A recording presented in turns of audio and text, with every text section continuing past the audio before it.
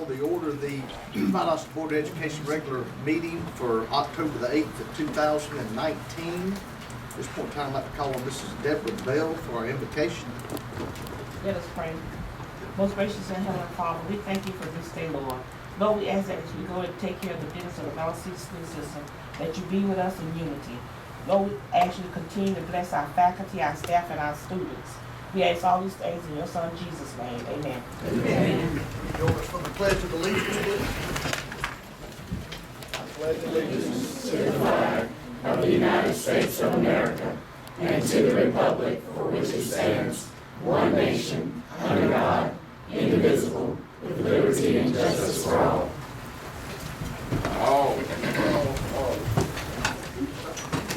All right. Would like to welcome everybody here. Good to see a nice crowd. Would like to remind everybody the second and fourth Tuesday of every month we're here. And we love to see each and every one of you every time we gather. Thank you for taking time out of your night to be here with us. We appreciate it. At this point in time, look to entertain a motion to approve the agenda as presented. So moved. Second. Second, any discussion on the agenda? Call for the question. Question's been called. All those in favor? And it is unanimous. Entertain a motion to approve the minutes of September the 10th, 2019. So moved. Second, any discussion, additions, or corrections for the minutes? Call for question. Question's been called. All those in favor? Abstentions? All right. Thank you very much. All right, if you would review the minutes of September the 24th, 2019. They'll be approved at the following board meeting. At this point in time, we'll move into Finance Committee report. Mr. Stacy Bush. Thank you, Mr. Chair. Board, I'll call your attention to your iPads to the agenda of the Finance Committee meeting that was held September 26th, 2019. It was a fairly abbreviated meeting, no huge agenda items. We did go over the budget calendar for FY21, and you'll see the draft of that budget calendar in your iPad report. We also did go over the SPLOST collection comparison report for dated September 25th, 2019. As mentioned in the last board meeting, we had a fairly substantial purchase in Lowndes County that generated, how much was it, Dr. Hudson? $1,010,969.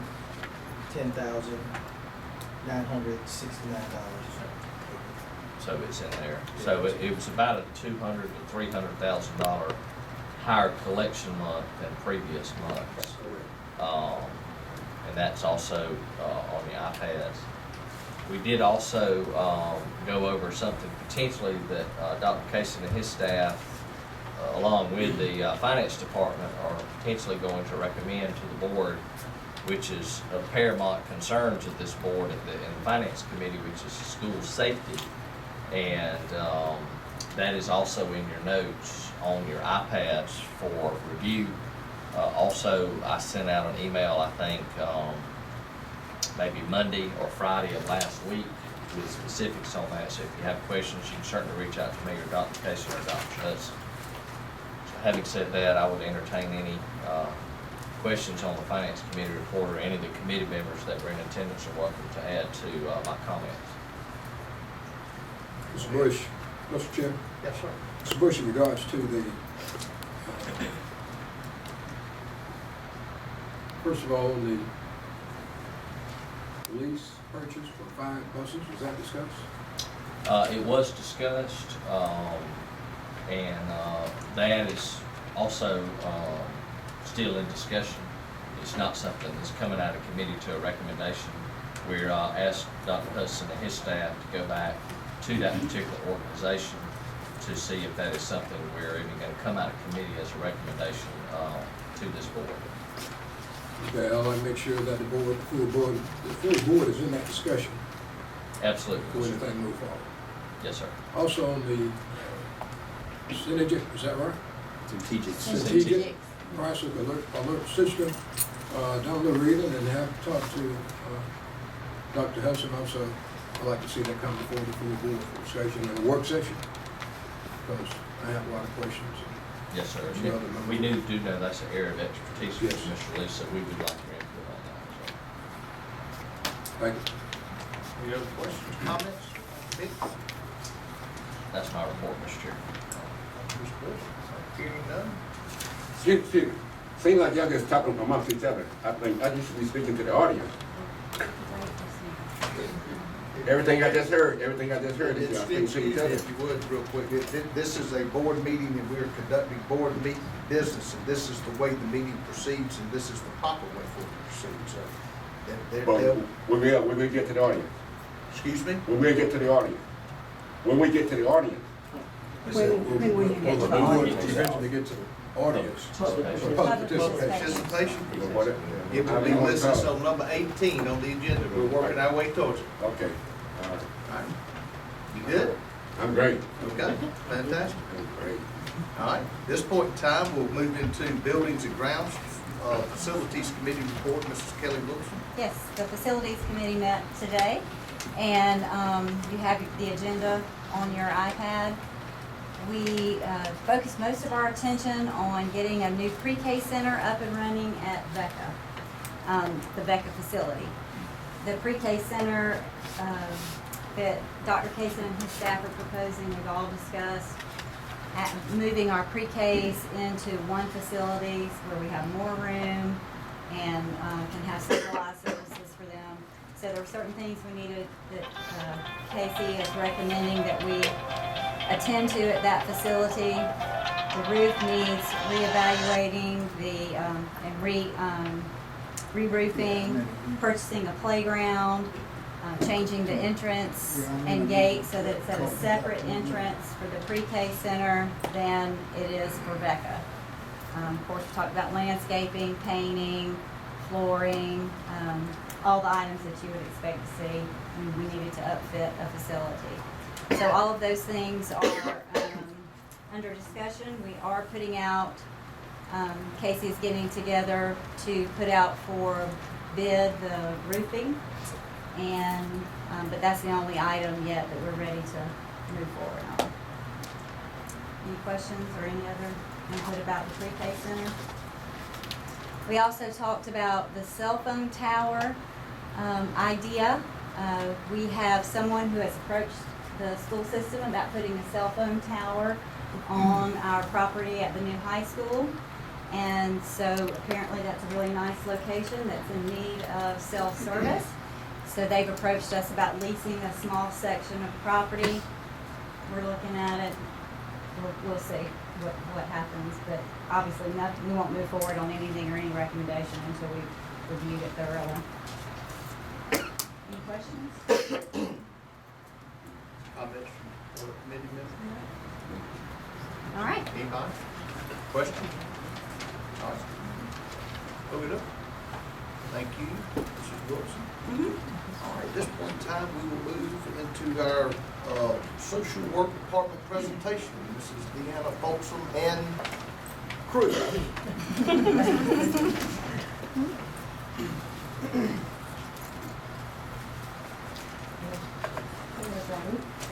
Here? Oh, you're fine. We can talk about it. My name is Deanna Paulson. I'm the Social Services Coordinator for Valdosta City Schools. This is year 23 for me. I have Valdosta High School, Valdosta Middle School, and BATHCRAFT. And I'll let the rest of the stuff go to some jobs. I'm Tamara Mack. This is my first year, and I have Salus Mahone and Patrick. I'm Kawana Kaiser. This is my third year, and I have the homeless family. And I'm Lena Kayser, and I have WG Nunn and Jill Lomax. And we're missing tonight, we're missing Tisha Larkins. She's assigned to Horn Learning Center and S.L. Mason, and Maggie Miller. She's assigned to Jail Meeting. Maggie's part-time, but right now she's on maternity leave. And we're going to try to move through this pretty quickly. We try to get the most important aspects of what our department does. We consider ourselves a team. We work together daily. The first couple of pages is just our or information, the role of a school social worker. That's just a general one-pager from the School Social Worker Association of Georgia. And this next slide, I came up with this because when I started in the 90s, my referrals were such as Susie needs glasses, teacher needs parent conference. Always went on home visits by ourselves. We had 2 social workers. I don't even think we had file incumbents at that time. But since that time we've grown, and thanks to you, we've gotten more social workers, and we definitely appreciate that. But the level of the referrals, the level of severity has obviously increased. You know, here we have Little Johnny's Hygiene. Now in 2019, we're dealing with things that are much, on a much higher level. Social media, bullying. Social media is actually the center of a lot of the referrals that I get at the high school and middle school. Child abuse, that's always been there, but it has escalated over the past several years. We've got a lot of trauma-affected children. Our poverty level's high. We are the 4th most mobile district in the state of Georgia, which is surprising to me and a lot of people because usually that's up around Atlanta. I don't know if it's I-75, but they stop in, they stay a lot of times. We pass them back and forth. Our motels are full. It's paid by the week. They don't have to put a deposit down. So they don't have to put deposits down on utilities. But mental health has been a real game changer for the past few years. I'd say sometimes 80 to 90% of our time during the day is with suicidal children. I'm going to touch kind of on the high school level, and then I'll let the others speak about the elementary school level. At the high school, we are getting quite a bit of it. Both middle schools, as a matter of fact, today at 3 o'clock, I got 2 back-to-back middle school students, 2 different schools. These are things that some take up to 3-4 hours, some take all day, just depending on if you have to chase after the parent, if there's a provider, do they have insurance? It's a whole gamut of problems but we have to have it addressed because we want to keep the children safe. I'm going to let Ms. Kaysen speak about what she's seeing in the elementary. In the elementary, we are seeing an increase in suicidal ideations at a younger age. And trying to reach out to the parents to get them the assistance that they need for their children. Aggressive behaviors. We're seeing those as young as pre-K. This year alone in kindergarten, we've had several students that have had a hard time transitioning into kindergarten.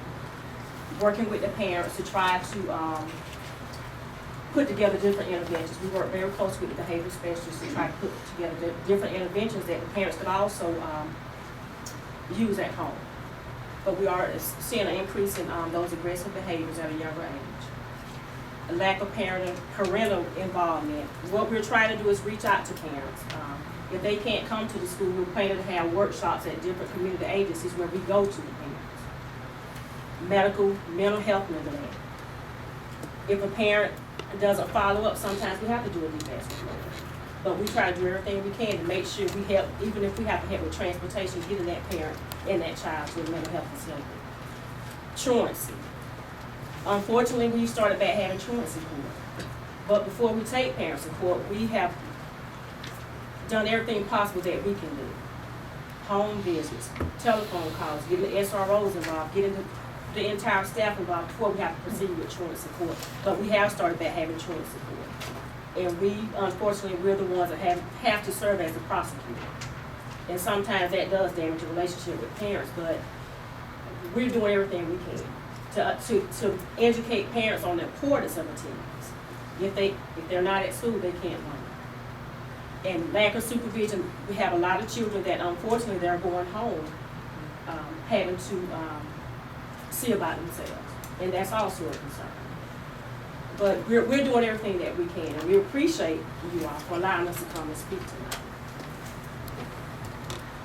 I'm going to let Ms. Mack talk about some of the things she's seeing at her 2 elementary schools.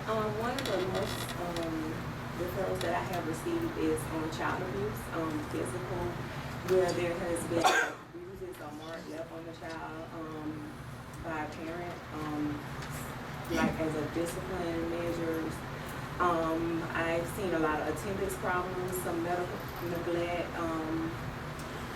suicide ideation, and a lot of mind and the lower grade. They'll say it, but they really don't mean it. And once we talk to them, they say, oh, I just did it because it was like friend drama. They didn't want to be my friend or they said something. But we try to teach them the importance of saying that I want to kill myself so that we can put it out.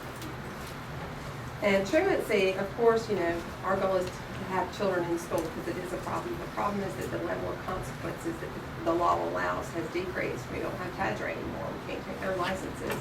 It's very difficult. Even if we do a juvenile complaint, that's a status offense. So basically, they have an informal adjustment. They'll never see a judge unless there's other criminal activity with that child. Even though we do have the luxury these past couple of years of taking them to magistrate court, if they do put them in jail, they bond out. There's no cause for that. It does scare them, but the other problem with that is just the time limits. Of course, we want to put 100%. I was talking about Rotacin about quality versus quantity. When we have so many referrals, it does get stressful because you get back to the office and think, oh my goodness, there's 10 more kids with 7 unexcused and you have to get to them. So it's not that it's not a priority. It's just that a lot of our days are filled with more, life-threatening crisis intervention type cases. The next couple of pages is just a list of referral types that we actually put in ourselves. We were fortunate to be a pilot district for Infinite Campus's SWARM module. It's the school social work module. It's wonderful, but there's a lot of kinks to be worked out. We're having to code everything we do to a state code, which is, it's doable, but there's just some glitches to work out. If we do a referral with a child with 5 different issues, it's only going to count the first one. But we're working on that. We're communicating with them. As a matter of fact, they're using our questions and input as they're building this module statewide. So we're happy. We're thrilled. We're very appreciative to have that. But this just when you want to look on your own time, it's just some of the types of things. We get everything from live to every year there's a referral that we get that we kind of laugh and say, this has never happened before. So safety has become an issue, of course, because of the level of crime and that does go on. We use our heads. We do sometimes go alone. We try to go in teams, which is great because we have more. But most of the time, we do go with 1 or 2. But if we feel safe, we go. Not just for safety, but sometimes for a witness because of the things that we see, which can be entertaining. The next couple of pages. These are the state code. This is what we report to the state. This looks different from what's on the page before because, like I was saying, it goes to a state code. The numbers this year are already extremely high, but we did want to explain that there are some glitches that we're working on. Like, just for example, some of us were coding self-harm and suicidal ideations under emotional, so it didn't necessarily get put in that category, if that makes sense. But that's something that's going to be a work in progress, and I feel like it's going to be a well-oiled machine by this time next year, and hopefully a lot of districts are going to do it. Lowndes actually came and looked at ours, and they're actually starting it this year. Just a little bit about child abuse. 1,954 reports of child abuse in Lowndes County in 2018. They substantiated 543 of those. A lot of times they put in what's called family support, which is basically where they have them go get services, things like that. But it's just really difficult for DFACs. Their turnover rate is extremely high. It's hard to keep people there. It's just difficult. And finding foster homes. Types of referrals: physical, sexual, medical neglect, educational neglect, domestic violence. And I'm sorry if I'm going too fast. I'm trying to stay within my time limits. But the next is just a list of committees we serve on. We actually had our Prevent Child Abuse Lowndes County meeting today, where Greenlee presented, and we elected Tawana Kaiser as our vice president. So she didn't know that when she got there, but we decided it was her turn. So. The suicidal ideation part, we've kind of talked about that already. This kind of gives you some numbers so far, and please understand, we all have a stack of files on our desk right now that we haven't entered in, so these numbers are not truly representative at this point, this day, but I had just 2 additional ones today, and I'm sure we've all had them. We have at least 1 or 2 occasions a week where one or all of us is out till 7, 8, 9 o'clock at night, working on a case, waiting on DFACs. The good thing is Ms. Larkins is big on group text, so she's really gotten us into that this year, and so we know where each other is at all times, no matter what time. So, but it's good because that's our way of peer supervision, you know, staffing is how we survive sometimes at the end of the day. I told Dr. Kaysen, you know, it's easy to measure outcomes of test scores and things like that, but with us, it's probably our gray hairs and our blood pressure at the end of the day. So.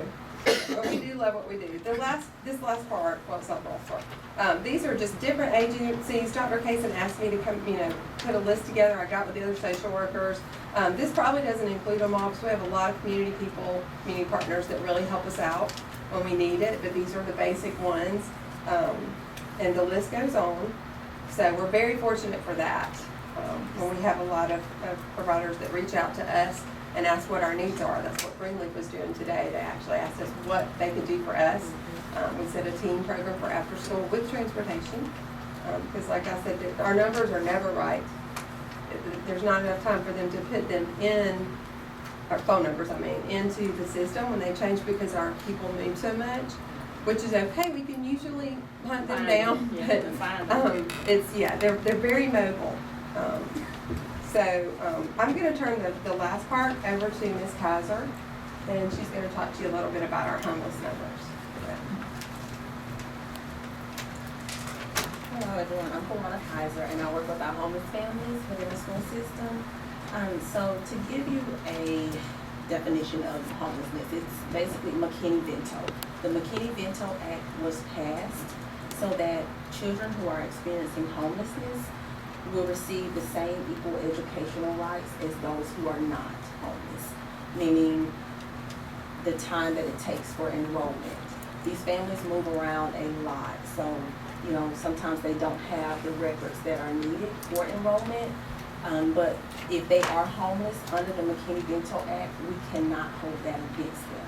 So my job for these families is to basically make sure that they have what they need, the documents that are needed for enrollment.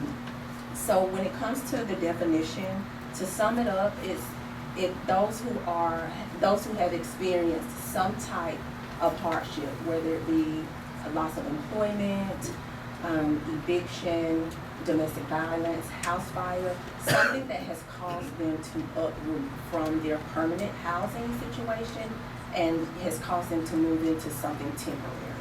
Meaning they could live in hotels, shelters, unsheltered. They live doubled up with family members, friends. A lot of times we have students who are living away from their parents or guardians. These are our unaccompanied youth. No matter what the situation is, if mom or dad or whoever kicked them out of the home, or you know that child decided to just leave the home, we have to deem them as unaccompanied, and I have to provide them with as much support services as possible. To go through the slides, our homeless count, last year we had 347 students who were listed as McKinney-Vento, they were homeless. This year so far, as of yesterday, we had 108. That number has increased. I find out daily that these families have experienced some type of hardship. I know right now it's close to 120, but as of yesterday, there were 14 children in the shelter. In the hotels, it's 52 children. Doubled up, it's 36, and my unaccompanied youth right now is 6. Again, that number has increased. I did find out today that there are more families living in hotels. The referrals, I do complete referrals on my families, whether it's housing, hygiene, school uniforms, clothing. I do reach out, I do work closely with LAMP, that's our homeless shelter, to try to help my families who are living unsheltered, meaning they can live in cars. I've had a lot of families who have, within the past months, been living in cars. Some live in parks or in their RV camps. So again, I just, provide as much support services as I can to these families. And for the number to be close to 120 right now, that's a lot for it to be October. So I'm sure by the end of the school year, we will have more than 347 students. Again, the services that I provide, I do clothing vouchers. I reach out a lot to food banks and churches to assist with families who do not have food. And a lot of times these families, because they move around a lot and because they're so focused on where they're going to live for, that night or that week, food is a barrier. So I have to make sure that, they have what they need to, feed their children, make sure their children are taken care of. I help with school supplies. I have reached out to certain agencies for donations with hotel fees. Some people, do assist with that, so I try, because homelessness is trauma in itself. So I do try as much as I can to help these families. Sometimes I could spend all day on just one family trying to assist them with whatever is needed. So basically, I just, provide as much services and support to them as I can. Thank you. I just want to say once again, thank you so much for letting us present Ladies of Our World. Yeah, questions? Sure. We could very well have some. Anybody has I'm this sorry. book? Dr. Hunt, do you have a social worker that is assigned to your All the school? social workers from the school come over to our school. Okay, so it's not just one social worker that's assigned to. All of them run- are. If they okay. have students there, they all come by. Oh, okay, all right, so it just depends on where that child's original school would be, okay. I was Social in this workers, morning. yeah, I was gonna say. Okay. the Social workers Right. check by often, and if I need them, I can always reach out to Great, them. good, thank you. I would have a question, Mr. Chair, I just got a comment. I just want to say thank you for what you do. I mean, these are some of the most needy families and children in our community, and I know you partner with CAC and Second Heart, and I'm not going to get into all that because I know you deal with it every day, but I just want to say thank you from the bottom of my heart and this board's, agenda tonight to thank you for what you do. I mean, we really appreciate what you do. Thank you for having us. We love what we do. We will be doing this for Mr. Chair, I'd like to, first of all, thank the social workers for what they're doing for the system, kids. For years, we only had two. I think you were one, Mr. Williams was the other. Yes, sir. One of the things that Dr. Casey said that he would do when he got here was to increase the number. And he's increased the number, but not as many as we need. A couple of things I see we need more social workers, Yes, sir. especially working with the homeless. And also, Dr. Casey and to our personnel director, I'd like to see a few males hired on our social workers. I'm listening. It's kind of tough for these ladies to go in certain areas. If we have a male, I'm sure they'll be able to come. So as we look at expanding, look at hiring, let's make sure we can reach out, get a diverse group of social workers on our staff. Thank you. Questions, comments? Please, again, thank you from all of us, what you do. It's a big part of what we're trying to accomplish in the school systems. And thank you, and we will continue to try and get more government. Thank you. And we are going to be distributing numbers to Dr. Taysom throughout the year, so you can kind of get an idea of how they're agency. I know we're working on making sure we have food that goes home. Is that something the ladies are aware of? To helping hand? Yeah. No. Yes, council, yes, sir, we, Okay, yes. okay. I just want to make Now, sure. we got Hungry for Home. Hungry for Helping Home. Hand is a different Oh, program. I'm sorry, Yeah. no. Hungry for I Home. don't want to get out and speak out of Right. turn, so I don't know where we're at on that, but I just want to make sure they're in the loop on that. So. So it's a separate program we're bringing on board to provide services for kids. Right. Also, we can seek more uniform donations, yes. Challenge some of the community members, and Yeah. that's a great news. Do we have, It is. we by chance have a count on the need for that, or is that? Well, what something we've done this Joe- year is come up with an actual application, so to speak, so that we can keep track of the ones that we donate. Now, some of the schools are just, they're giving them out in a hurry, you know, it's an emergency, but we're trying to keep track of those names and sizes, because last year we had a box in the back of our office that we had all the sizes we didn't need. But Dr. Casement was generous enough to give us so many of the superintendents they kept last year. It was gone within 2 shopping trips. And so Walmart hated us and was coming, but we cleaned them out. So it's the odd sizes that we've had to search. You don't have a number, what you're saying? I can get you a number, I can get you a really close estimate. Yes. I think probably everybody on this board will know that, so that we can see, Yeah. do something to help us. Just, yeah. That would be There are great. And if people in anyone it. wants to buy them themselves and bring them up here, you know, that would be great. But we are gonna try to get a better count on that this year. Seems like the first year we had tons of donations, and then next year, Yeah. But if you can get that information to Dr. Casey about that, I saw something in church Sunday, actually, for SM Mason, that our women's group is working on, because it's emergency clothing for a child that has an accident. And there were certain sizes that they looked at the church as to, the need just didn't necessarily Mason.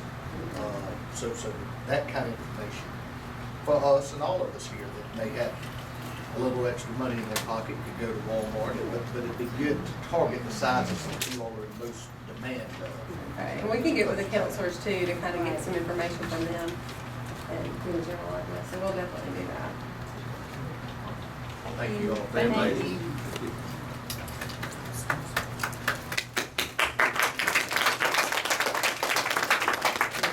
All right, moving into unfinished business, board member compensation application.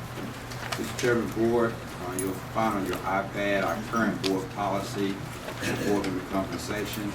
Currently, board members are paid $50 per day, and it is a request that we increase that $50 per day to $300 per month for each board member. And so we've had discussion for several months now, and so I think we're at a time that we need to go ahead and make a motion and vote to request that we increase board member compensation from $50 per day to $300 per month. And you'll see on your iPad also a list of Board of Educations and their compensation packages. We have all 180 school districts listed and their board member compensations. And it varies from the Atlanta school districts, where you have a very healthy salary for those board members, to again the standard of $50 per day. And so it varies from board to board. And once the board votes, then we'll take that vote and let our local delegation know that the board has voted to increase their compensation. And from there, then the local delegation will make a vote at the next general assembly at the Capitol to approve the increase. So this is the first phase of that process. This board time entertain a motion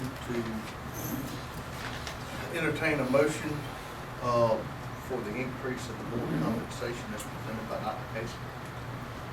Mr. Chairman? Go ahead, Mr.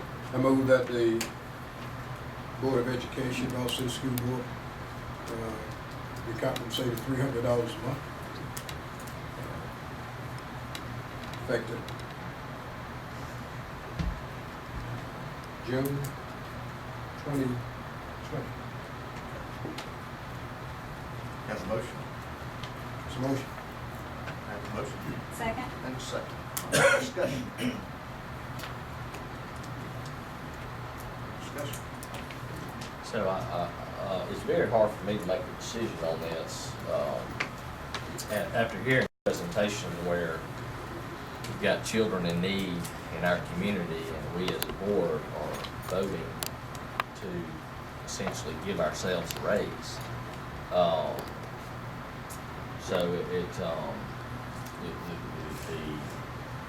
The contrast is not lost on me that of what we're discussing tonight. And for the record, just so people in this audience know tonight, when I ran for this seat, I didn't know there was any compensation until Ms. Joy gave me my first check, one quarter, so anyway, I think it's time that we vote on it, so that's my discussion. Any other discussion? Well, I'd just like to say, we have worked on this. This is my 30th year. We've worked on it. We all, you assigned it to the committee. Yes, The committee worked, looked at the state of Georgia, looked at everybody who was being paid. Atlanta school system gets over $1,500, some gets $2,500 a month. Brooks County gets $600 a month. Every school is getting, board is getting compensated. Now, I hear you, Mr. Bush, in regards to what we just heard. But it's not a board around. County commission, they get paid. City council, they get paid. It doesn't have other problems that they're having to deal with. This is something that we can deal with. The funds that we're looking at is not gonna take not one dime away because we come up with a fiscal budget every year. So, I don't see why we as board members can't be compensated $300 a month. Either way, if I may, Mr. Chair. that's right. Either way, this board has received sometimes $600 a month, depends on the committee that you have. Superintendent search, we could receive more than that because of the number of meetings that we have. So this will actually, in actuality, save taxpayers' money in the long run. Any other discussion? I'll end the discussion with that, but there's no other. Do keep in mind, if it does pass, you can always donate it back to the Rouse City School Foundation. I can assure you, it can flow right back to, and it can go right back into the hands of these people in need. Having said that, any further discussion? Call for question. Questions been called? All those in favor, raise your right hand. And then, what you know? Very good. All right, Dr. Casey, it's you again, okay? Mr. Chairman, board, it is time for us to vote on our board training plan. And each of you should have signed up for or given Ms. Joy the individual plan that you would like to, or the learning session that you would like to attend, either in December or it looks like all in December. Right. You could do it in December or June. Yeah, or June, but I think everybody signed up for December, right. If y'all just came up tonight, because Ms. Joey has to get this information into the state. So everybody responded to their individual continuing ed hours, but then we've got the 3 hours of mandatory whole board training. Dr. Casey, I think we mentioned November 14th. at the last meeting, so but November 14th has the recent meeting again. But there's a slight twist, because we've done that, this is where we got our whole board training in years past. They, instead of having just one subject matter, they've got 3. So in essence, we could choose different ones, but if we choose to do different ones, it will not be the whole board training. So, as part of discussion tonight, to see if we can come to agreements, and if not, we'll have to just plan whole board training at a different time.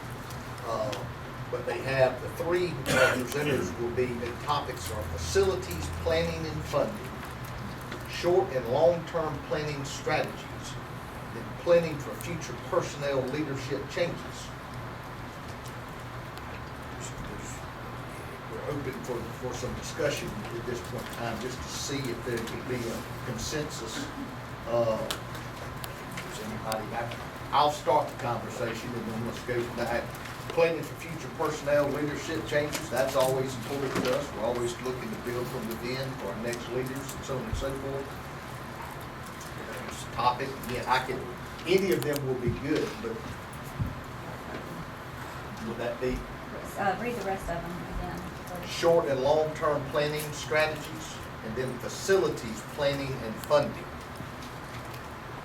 Now, is this the opportunity to take place in Lennox, or we don't? Yeah, this is, that's, the only way Linux will be whole board training is if we could come to a consensus on one single topic.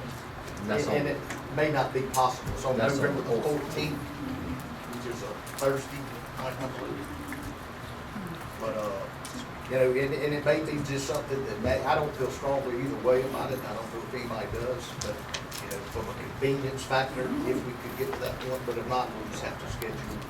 We'll end up having a call meeting basically to get the, And we'll have to do the training in a board retreat. at a retreat. We'll have to do it Which- before the- which is what we've done in the Which past. may be the Right. easiest thing for us to do, y'all think? I mean, Yeah, I think that's probably the best. just do it that way, everybody get it, we'll just do that. Board retreat. So that we don't get you sideways with the state, what do we need to do? You just need to tell me what topic you want for your whole board training at a board retreat. It doesn't have to be one of those three from RISA, Okay. So but we I could- need to put a topic down there on that report. Like, where would the list of all those topics, are they coming back from GSBA? I or think you can because- choose your topic and they will tailor a training to what you want. So, time-wise, how long do we have to get you an answer? I think I heard we don't have it till the You next have to board. vote on that plan tonight. The plan has to be approved by the board and it has to be submitted to the state by October 15th. What about general studies? Yeah. Is that list? That's the one for the individual stuff. It's also on your iPad. Oh, that's good. Mhm.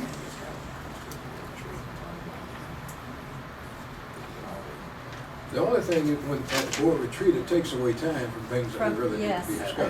that's a point. And that we could, that's what I'm saying, I mean, we could have a call 3-hour meeting, I'm assuming is what we would do, is that? It wouldn't have to be a called meeting, you could just have a 3-hour training at a time that's not at a retreat. Just schedule it. But we've got to let you know a topic and date, or just topic? Just a tonight? topic. Yeah. What was the one that you mentioned? I don't know if, Shirley. Mr. Lee, planning for future personnel leadership changes. I'd like to see if GSBA can give us something in that one.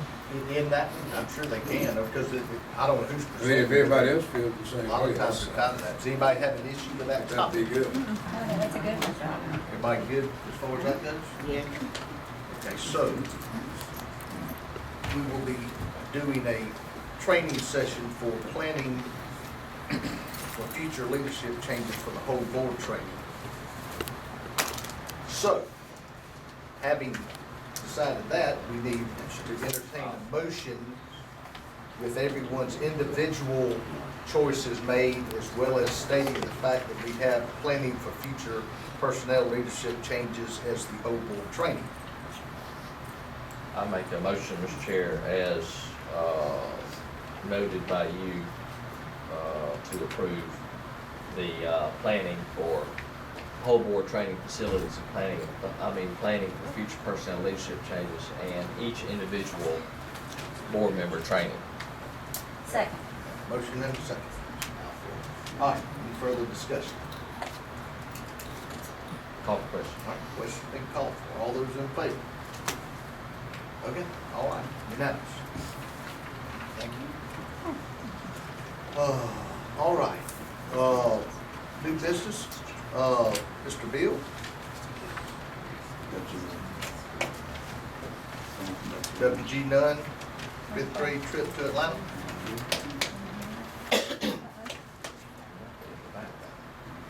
Oh, that's on. Just a minute, make sure. I don't have him up. He's not here. That's for you. Okay. Thank you very much. Okay. All right. An information only item, do you have any information on that? Basically, it's their annual fifth grade trip to Atlanta. It's an annual trip, and it's supposed to be for action tonight, but we have to move to the next board meeting for action. It's their annual fifth grade I trip. think he did come present, a couple meetings ago, right? Not Oh, there's a bill. All right. All right, superintendent's report, Dr. Casey. Chairman Board, again, if you draw your attention to your iPads, have a list of meetings and school visits. And we'll entertain any questions. Thank you for allowing me to travel to Savannah on the 27th to serve on the superintendent's panel related to alternative education. Very interesting meeting. Mr. Holes, who is, the president of that? Vice President. Vice President of the Georgia Alternative Ed Association. Of course, Mr. Holes, we know, was the Alternative Ed Administrator of the Year last year. So thank you all for allowing me to do that. Other than that, any questions? I entertain any questions. Questions, comments from the superintendent? Perhaps not tonight, but I'd love to get some feedback on what you learned from that. I don't Yeah, have there were 4 other superintendents invited, one from Newton, one from Bibb County, Savannah Chatham, Liberty County, and Brooks County. And of course, we were asked questions to discuss our current program or school, how we operate our alternative program. Each district, of course, operates differently. But I'll be happy to share what the other school districts are doing. Was there a common denominator as far as issues that every school seems to have? I mean, did you have things that you were in common with? The question about personnel. Yeah. How do we handle finding teachers for alternative ed, because that can be very difficult at times. That's right. Providing services, making sure graduation rates stay at a high level in alternative ed programs. We were asked questions about leadership, professional learning for teachers, funding, how we're funding our alternative schools and programs. So again, you had Bibb County that has several thousand students, and Newton County several thousand, and of course Brooks that has about 1,100 students. So it varies from school to district as to how they operate their particular program. So those are some common threads on the trainings. Thank you. Well, I can see why Mr. Ho's holding the position he's in. Somebody's recognized the person doing a good job. He's done miracles for our training in school. We appreciate it. Not that we don't appreciate any principal or teacher, but you definitely have done miracles, you and your staff down there with our extended training students in the high school. We appreciate it. And we have several alternative ed staff members here, HSC staff members here tonight, so to all of them. Stand up. Thank you. Yes, please.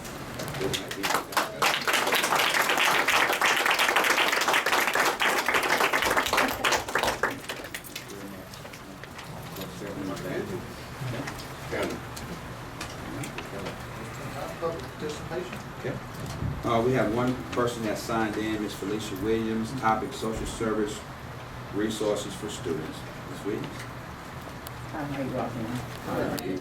I was back there listening to what you all do, and I decided I wanted to address you all because I do have kids on my caseload, and I work for Normal Life of Georgia Rescue, who are in Valley City school systems, who are either in there because they're with a home provider. That means that they're not in their home and they're living with someone else. Or they're in the program because we offer resources in the afternoon, but maybe the parent can't be there, and then we employ staff to go in the home to work with students. And we've found a success rate with having that extra support, more so than DFACS and other programs, because we have the people actually in there working with families. And so I do want to offer Normal Life for Georgia as a resource as well, because there's a problem that I see in the school system is that we have students with intellectual disabilities, but they have mental health issues. And a lot of people are not addressing the mental health issues. And that's what the problem is. The problem in the classroom it's not just the intellectual disability, it's the mental health. And the teachers are not equipped to handle the mental health. And so I feel there's more training needed for teachers. I know that there's some training, but there's a lot of training because it starts with classroom management. And if the kids are having a bad time at home, then they go to school and they're taking that back, the kids are not learning. And so there's more resources that's needed. And that's where my company comes in as well, as because we offer that extra resource at home, so that when the kids do go to school, their home environment has changed a little bit, so they can be better in the classroom. And so my comment is just basically responsible, just asking you to put Normal Life for Georgia Breast Care on your list as well. And like I said, I'm program coordinator Felicia Williams, and that we can work together. I know that I've asked last year, I wanted to go into some of the classrooms and just have the parents come together so we can offer them information. If they have Medicaid and their child has been has an intellectual disability diagnosis, they qualify. Not just to have a home where they, if you have a parent who say, okay, I just can't do this anymore. If you can just take my child and I can just come visit them, that's fine. We do have that, but we also have parents who say, well, hey, I just need some help in the afternoon. My child is, I just can't handle it. Because the most of our referrals are from parents who just can't do it no more because of the mental health aspect of it. And so I think that's what needs to be addressed in the school system, the mental health stuff. And that'll help clean up some of the other stuff that's happening in the classroom. Thank you. Thank you very much.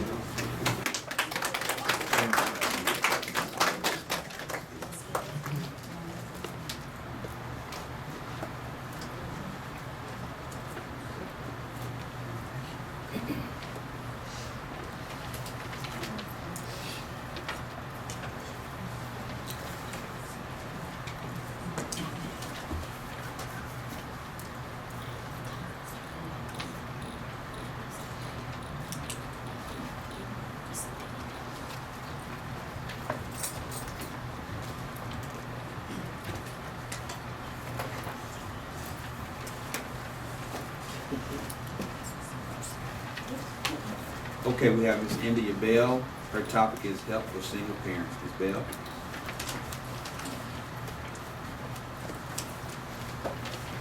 Hello. I was wanting to speak today on both sides as far as the business and the single parent side. I am a single parent myself, and I have had a very hard time in the Valdosta City school system. So I'm just looking to see if you could try to advocate help for more parents like myself. My son, he doesn't have his dad, and so a lot of years I knew what it took, myself coming up in school, I knew what kind of teacher I needed for myself. And so every year I went to each assistant principal and I asked them for a particular student a particular teacher for my child. And every assistant principal gave me an excuse. They kind of labeled my son. The only person that listened to me was Dr. Hartbrook. And when she listened to me, my child actually made A's and B's that year. And so it's really hard for a person like me trying to get help when someone doesn't listen. I also, from the business aspect, from that, I tried to open up a mentoring program years ago because I knew that my son needed help. So I reached out and I didn't get much help with referrals through the Austin City school system on trying to get children with mentoring programs. So I'm just looking to see if also, the system could be revamped as paying teachers more. Back in the day, teachers were like, it was a good thing to be a teacher, but now the teachers that's out there, I'm just only speaking from the parent part of it. They're fresh out of college. They really didn't have much concern to teach children that were, I mean, I just didn't have good luck on my end. And so if the budget could help teachers get paid more and get more quality teachers, would be a good thing to be looked at as well. I